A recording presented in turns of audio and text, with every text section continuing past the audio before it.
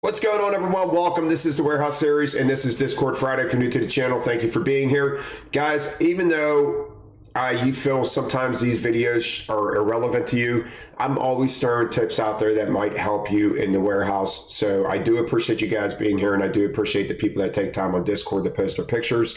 So if you guys want to do all this stuff, I really appreciate it. Let's get to the first picture for today's Discord Friday. All right, guys, this one right here, our first two pictures are dairy orders, the same person. I really appreciate it because we don't get a lot of dairy orders. Guys, just perfectly done here. Nice solid base. I am comforting my way into slip sheets. Now, I'm not exaggerating when I say in the last 25 years, I've used a slip sheet, I believe, one time. I just used one the other day. It's going to be on tomorrow's video. So I used a slip sheet. But guys, on top of these bottles right here, the necks of these bottles are very weak. So to throw a slip sheet on top of those are really a good idea. And it's just going to help, give that more stability to the pallet for the rest of the way out. But this whole entire pallet is just perfectly tied in. If you're in dairy, this is exactly how you want to do it. Look over here, guys. See that slight lean? It all results from a high corner and a low inside. All right, when you follow the basics to building, which what tomorrow's video is going to be about, it's going to be my top 10 on pallet construction. My top 10 tips that I have given on this channel all in one video. So if you guys would watch that, I really appreciate it. Keeping big cases on the corners, tying in, and then keeping that tying going in. See how we did this? So we got a high inside, but we have a big enough case to correct ourselves. So we swapped a high and a low around, and then we kept cases coming in. You see after this yogurt right here, you see he or she trying to come back again? No, they kept coming in, because the strongest point of this pallet is right here, and that's what we want to focus on. This is a very nice looking pallet. Now this right here, I tell you guys, you probably hear me say this a lot, that if this was lower, I totally disagree with it. But now that it's higher up the pallet, we have one case on top of it. It's not going to hurt it, but you don't want to tie in high to lows. And that is a tying in a high from a low, but in the same aspect, it's at the top of the pallet. Any lower, I 1000% disagree with it. All right, guys, and this is their back pallet of that same mortar, I believe. Guys, keep it simple. You got two rows of the same tied in. It looks like we had a couple up there. We got tons more of these types of cases. We tied it in. The only thing I disagree with is we got some cases upside down. I just told you that I don't believe we should be putting cases upside down. They're liquids, and if there's one crack in the lid or one default lid, it's just going to leak all over everything. So and it has happened, guys. It doesn't happen often, but it does happen. So I keep all my liquids upright. And we got this one case. You could see there's like a high and a low right here between the Minute Maid. Although this is all the same, guys, sometimes your boards are like, there'll be a board higher than another board, and that's all that might be pushing this up right here. But now we got stress on these cases in the package because they're being teetered from, a high to a low right there. I'm nitpicking, guys, but I do not like my liquids upside down. But the whole point of me taking this picture was tie in, and then look, he had a ton of yo plates. What did we do? Just call them, stack them. Keep it simple. I told you, if you just develop that solid tied in base from here on up, just call them, stack it. This is going to take a lot less time than tying in every layer or every two layers. So this pallet is very well done. All right, this one right here, this is an awkward type of thing. I don't know what's in these cases right here, if it's liquid. If it is, I wish we wouldn't have done that right there. You're column stacking anyhow. You were trying to get level with this area right here by doing that. What I would have done, all right, let's say I threw all these over here and I threw this little corner, then I get all this. Guys, I'm taking the 3 minutes, literally a minute and a half to move it, minute and a half to put it back. If this was a one pallet order, because you only posted one picture, so I'm guessing this was a one pallet order, all this stuff right here, I would have pushed right on my forks when I got all of these. So let's say these are all one case. I come up and it says pick 15. These are getting right off my jack, so I can stack these heavy boxes right on the pallet itself. Unless these are, no, it says processed cheese. I was going to say, unless it's something that's not allowed to be on top, is something that's why it came first, but it's cheese. And it looks like we got some type of delight or whatever. I would have moved that whole section off, dropped all these heavy cases right on the pallets. It would have been more sturdy. And then I would have took these cases and put them on top.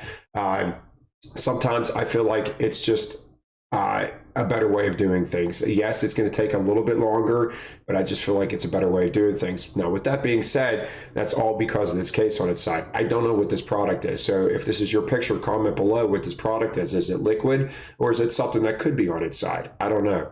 But other than that, the pallet's nice and square. And when you have a pallet like this where you have cases that cannot be tied in, wrap. Just wrap right around the middle of this if you needed to do so, and go on. And if you have wrap machines or other people wrap your pallets, just wrap right around the middle of this pallet and then just move on and call it a day. But that's what I would have done different, but it's still a good looking pallet. All right, guys, a produce pallet here. When I first saw this, I was like, how the heck is he balancing this case in midair? But there's a black case there. Now, when you first look at it, it looks like it's a hole. All right, so this pallet is very well done. If you look in the middle section of these pallets, you see any cases going this way? No. Only on the end of your pallets do you see cases coming back. There is literally,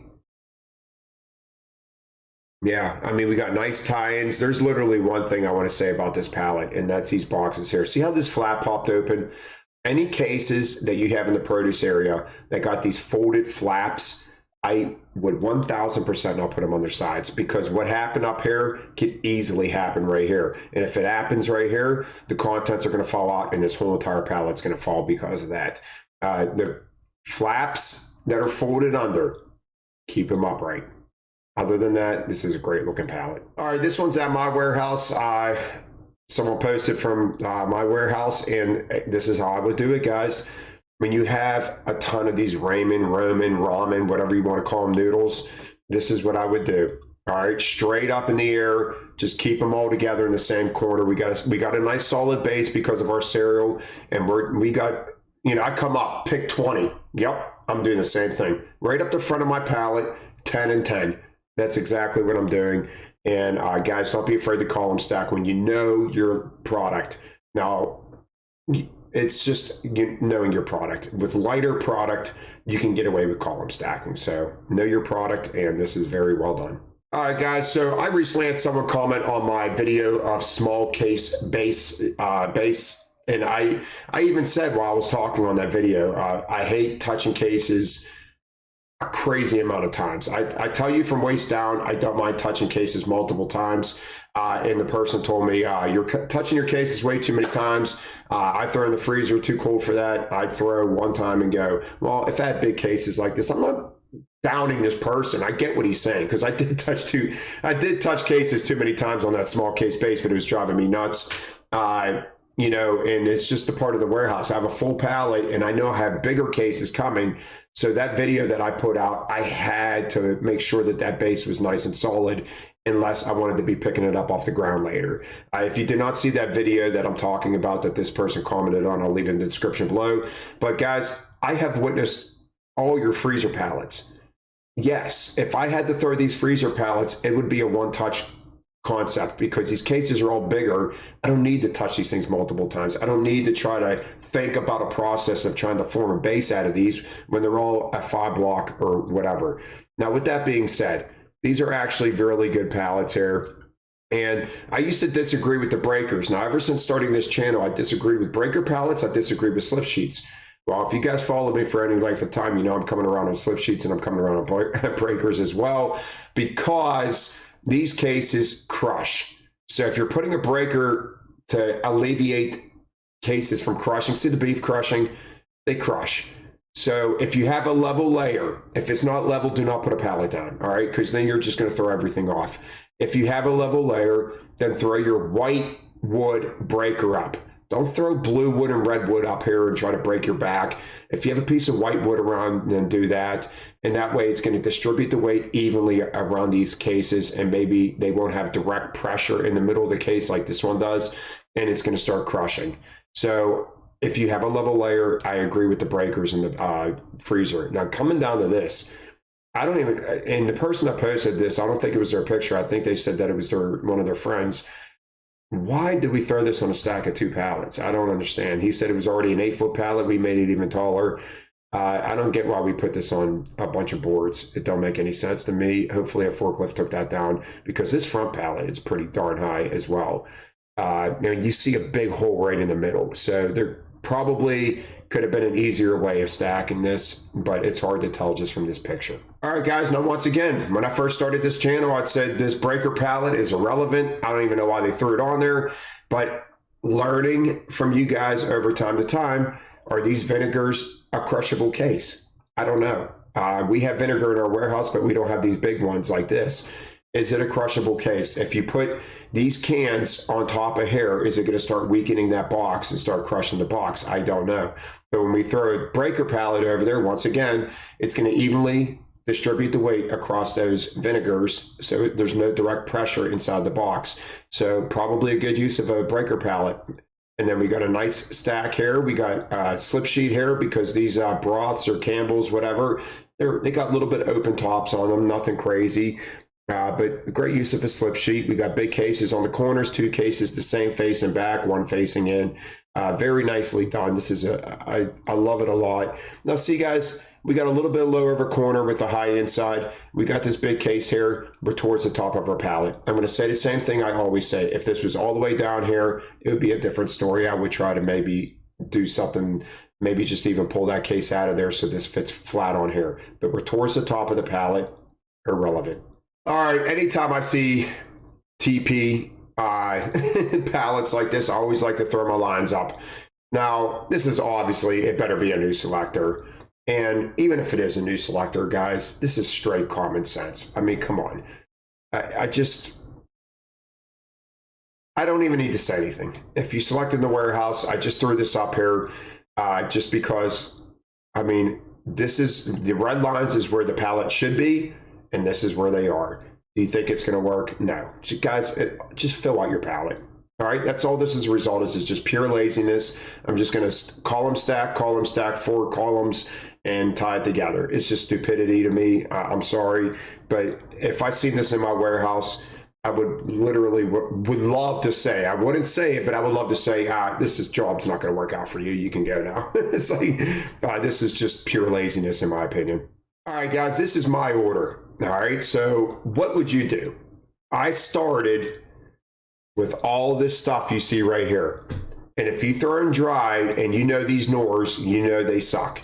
They are probably one of the worst cases to stack on, and they should be towards the top of your order. Now, I had 2 full pallets starting right here with all these small cases. So I threw all my light boxes on the back. This is exactly what I said with that other picture. I don't mind throwing cases to the side if I know something's going to be better. If I know I got 2 full pallets, I am not starting off with this stuff as a base, because I don't care what I'm throwing on top of it. By the time I'm done with the order, these cases are going to be crushing. So I threw them all back here, and then I threw them up front whenever I had the opportunity, which you're going to see right here. Oops, right there, guys. So once I established probably about a waist high base, I started throwing my Knorrs up. In all these little cases right here, I started getting a bunch of those.